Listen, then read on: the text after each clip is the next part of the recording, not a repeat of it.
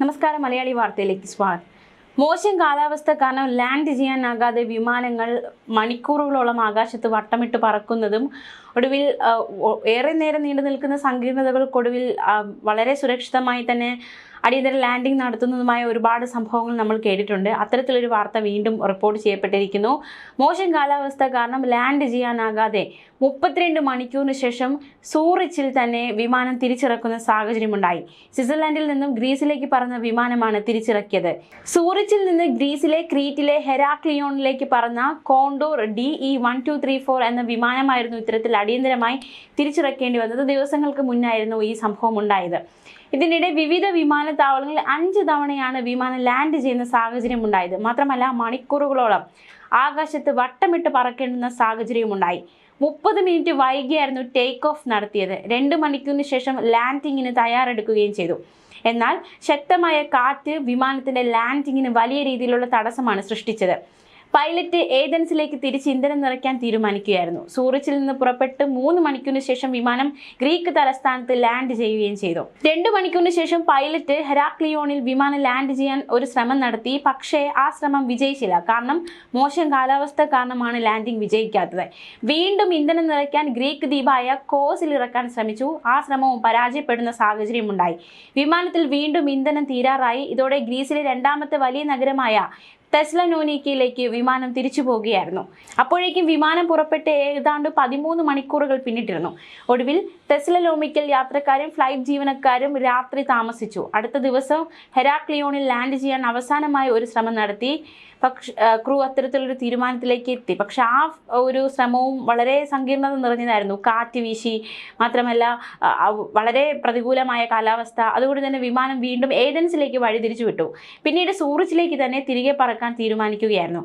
അങ്ങനെ 32 മണിക്കൂറിന് ശേഷം വിമാനം പുറപ്പെട്ട സ്ഥലത്തേക്ക് തന്നെ മടങ്ങിയെത്തി. വിമാനം ആകെ 5 തവണയാണ് പല ഇടങ്ങളിലായി ലാൻഡ് ചെയ്തത്. യാത്രക്കാർക്ക് വെള്ളം മാത്രമേ നൽകിയുള്ളൂ. തെസ്സലോനിക്കയിൽ ഹോട്ടൽ മുറിയുടെ ചെലവ് യാത്രക്കാർ നൽകേണ്ടി വന്നു എന്നതടക്കമുള്ള ആരോപണങ്ങളൊക്കെ ശക്തമായിരുന്നു. എന്തായാലും യാത്രക്കാർ വലിയ രീതിയിൽ തന്നെ വലഞ്ഞു. അവർക്കത് വലിയ രീതിയിലുള്ള ബുദ്ധിമുട്ടുണ്ടാക്കി എന്ന് തന്നെ നമുക്ക് ഈ സംഭവത്തിലൂടെ മനസ്സിലാക്കാൻ സാധിക്കുന്നുണ്ട്. ഇത്തരത്തിൽ എത്രയോ സംഭവങ്ങൾ റിപ്പോർട്ട് ചെയ്യപ്പെടുന്നു അല്ലേ. ഈ ഇടയ്ക്കുണ്ടായ മറ്റൊരു സംഭവം കൂടി നമുക്കൊന്ന് ഒറ്റനോട്ടത്തിൽ നോക്കാം. ലാൻഡിങ്ങിനിടെ വിമാനത്തിന് അപായ മുന്നറിയിപ്പുണ്ടായ സംഭവം. ഇറ്റലിയിലെ നേപ്പിൾസിലാണ് നാടകീയ സംഭവ വികാസങ്ങൾ അരങ്ങേറിയത്. ചെക്ക് ലിസ്റ്റ് എല്ലാം പൂർത്തിയാക്കിയ വിമാനമാണ് ലാൻഡിങ്ങിനിടെ വഴി തിരിച്ചുവിടേണ്ടി വന്നത്. റൺവേ ലക്ഷ്യമാക്കി കുതിക്കുകയായിരുന്ന വിമാനം 20 അടി വ്യത്യാസത്തിൽ എത്തിയപ്പോൾ അപായ മുന്നറിയിപ്പുണ്ടായി. പിന്നാലെ ത്രസ്റ്റ് കൊടുത്ത് വിമാനം വീണ്ടും ടേക്ക് ഓഫ് ചെയ്തു. 20 അടിയുടെ വ്യത്യാസത്തിൽ ലാൻഡ് ചെയ്യാനാവാതെ വിമാനം വഴി തിരിച്ചുവിടുന്ന തരത്തിലേക്ക് കാര്യങ്ങൾ എത്തിച്ചേർന്നു. ലാൻഡ് ചെയ്യാൻ ശ്രമിക്കുന്ന വിമാനത്തിന് എയർപോർട്ടിൽ ഇറക്കാവുന്നതിലും അധികം വലിപ്പമുണ്ടായിരുന്നു.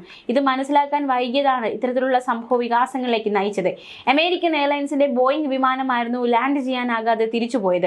ഫിലാഡൽഫിയയിൽ നിന്ന് നേപ്പിൾസിലേക്ക് എത്തിയ വിമാനമായിരുന്നു ഇത്.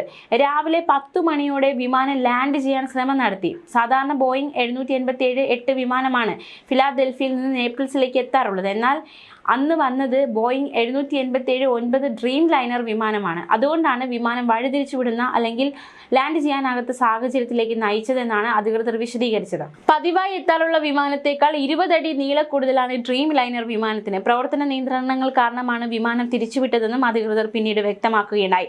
റോമിൽ ഇറക്കാൻ നിർബന്ധിതരാവേണ്ടി വന്ന യാത്രക്കാർക്ക് ബസ് മാർഗം 3 മണിക്കൂറിലേറെ നേപ്പിൾസിലേക്ക് സഞ്ചരിക്കേണ്ടുന്ന സാഹചര്യങ്ങളിലേക്ക് കാര്യങ്ങൾ നയിച്ചു. യാത്രക്കാർക്ക് നേരിട്ട ബുദ്ധിമുട്ട് അത് വലുത് തന്നെയാണ്. അതിൽ ക്ഷമാപണം നടത്തുന്നതായി അമേരിക്കൻ എയർലൈൻ അധികൃതരും വ്യക്തമാക്കിയിരുന്നു.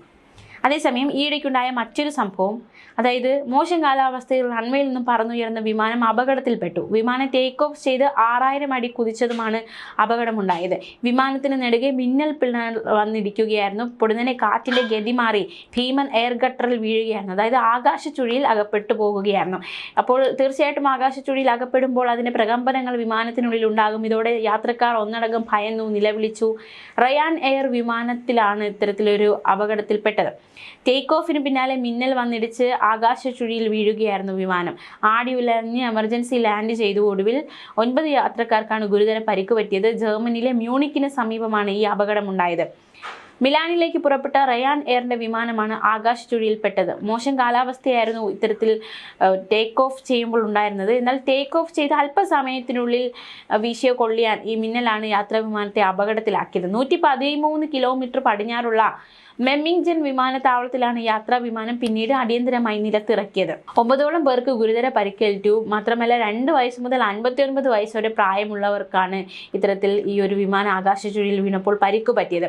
ടേക്ക് ഓഫിന് പിന്നാലെ വിമാനത്തിൽ വൻ അപകടം സംഭവിച്ചത് യാത്രക്കാരെ സംബന്ധിച്ച് വലിയ ഒരു നടുക്കം, ഒരു ആഘാതം സൃഷ്ടിച്ച സംഭവം തന്നെയായിരുന്നു. എന്തായാലും എമർജൻസി ലാൻഡിംഗ് നടത്തി യാത്രക്കാരെയൊക്കെ സുരക്ഷിതരാക്കാൻ സാധിച്ചു എന്നത് ഏറ്റവും ശ്രദ്ധേയം. പ്രക്ഷുബ്ധമായ കാലാവസ്ഥയായിരുന്നുവെങ്കിലും വിമാനം ടേക്ക് ഓഫ് ചെയ്യേണ്ടുന്ന സാഹചര്യം ആയതുകൊണ്ടാണ് നിലത്തിറക്കിയത്. പരിക്കേറ്റവരിൽ തലയ്ക്കും നട്ടലിനും പരിക്കേറ്റവരും ഉണ്ടായിരുന്നു. 2 വയസ്സുള്ള ആൺകുട്ടിക്ക് ശരീരത്തിൽ പലയിടത്തും ചതവേൽക്കുന്ന സാഹചര്യമുണ്ടായി. 3 പേർ ഗുരുതര നിലയിൽ ചികിത്സയിലായിരുന്നു. വിമാനത്തിലുണ്ടായിരുന്ന മറ്റ് യാത്രക്കാർക്ക് കാലാവസ്ഥ പ്രതികൂലമായതിനാൽ മിലാനിലേക്ക് വിമാന കമ്പനി ബസ് ഒരുക്കിയിരുന്നു.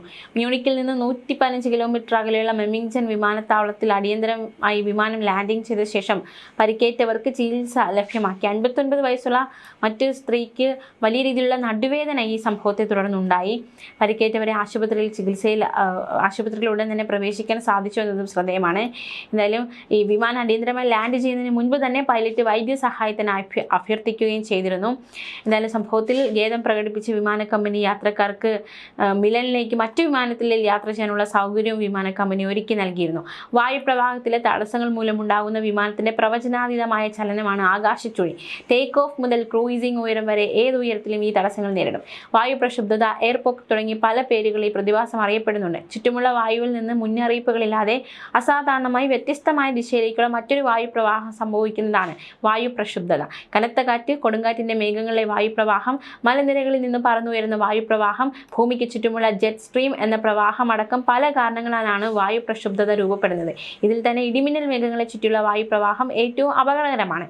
മേഘങ്ങളില്ലാതെ രൂപപ്പെടുന്ന വായുപ്രവാഹമാണ് തെളിഞ്ഞ വായു പ്രക്ഷുബ്ധത. ആകാശത്ത് മേഘങ്ങൾ ഉണ്ടാകില്ല, അതുകൊണ്ട് തന്നെ എന്താണ് സംഭവിക്കുന്നതെന്ന് കാണാനാകാത്ത സാഹചര്യമായിരിക്കും. എന്തായാലും ഇത്തരത്തിൽ ഒരുപാട് സംഭവങ്ങൾ റിപ്പോർട്ട് ചെയ്യപ്പെട്ടിട്ടുണ്ട്. ഈ വിമാനയാത്രയ്ക്കിടെ യാത്രക്കാരൊക്കെ ഇത്തരത്തിൽ ദുരിതം അനുഭവിക്കുന്ന എത്രയോ സംഭവം.